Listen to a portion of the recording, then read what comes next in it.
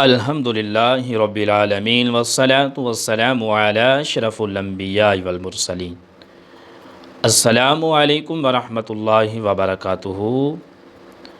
دوستو، میں امید کرتا ہوں آپ اللہ کی رحمت سے سارے خیر و عافیت کے ساتھ ہوں گے۔ آج کا ہمارا پیغام، جب انسان کو بیماری کی حالت میں ہوتا ہے تو کیا کرنا چاہیے۔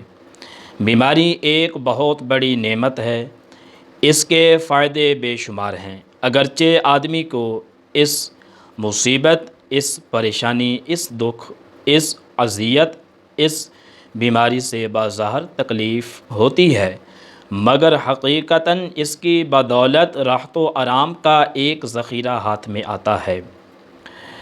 یہ ظاہری بیماری جس کو آدمی بیماری سمجھتا ہے، حقیقت میں یہ روحانی بیماریوں کا بڑا زبردست علاج ہے۔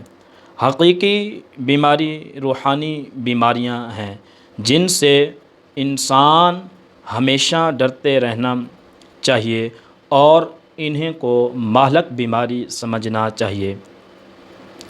یہ موٹی سی بات جیسے ہر آدمی سمجھ سکتا ہے بلکہ جانتا ہے، یہ ہے کہ کتنا ہی کوئی خدا اور رسول سے غافل ہو، جب بیمار پڑ جاتا ہے تو خدا اور رسول کا نام لیتا اور توبہ استغفار کرتا ہے، اور یہ تو بڑے رتبے والوں کی شان ہے کہ اگر کوئی مصیبت، کوئی بیماری آتی تو اس طرح استقبال کرتے جیسے راحت و آرام اور سکون کا، یہ کہتے مولا تیری رضا پہ ہم راضی، مگر ہم جیسے کم سے کم اتنا تو کریں کہ صبر و استقلال سے کام لیں اور جزا فضا کر کے رو پیٹ کے آتے ہوئے ثواب کو ہاتھ سے نہ جانے دیں۔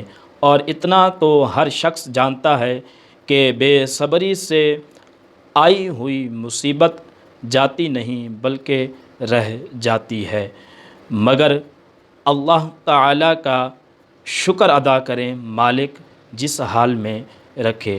پھر اس بڑے ثواب سے اگر نہ شکر کریں گے، مرحومی دوہری مصیبت ہے، اور اس دنیا میں بھی اور آخرت میں بھی اگر آپ اللہ تعالیٰ کی نافرمانی کریں گے تو اس دنیا میں بھی اور آخرت میں بھی دوہری مصیبت ہے۔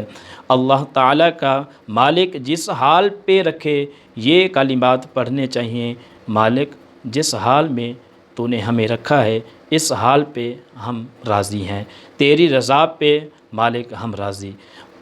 ہم سب کو اللہ تعالیٰ اس پر عمل کرنے کی توفیق عطا فرمائے، یہ پیغام دوسروں تک پہنچانے کی توفیق عطا فرمائے۔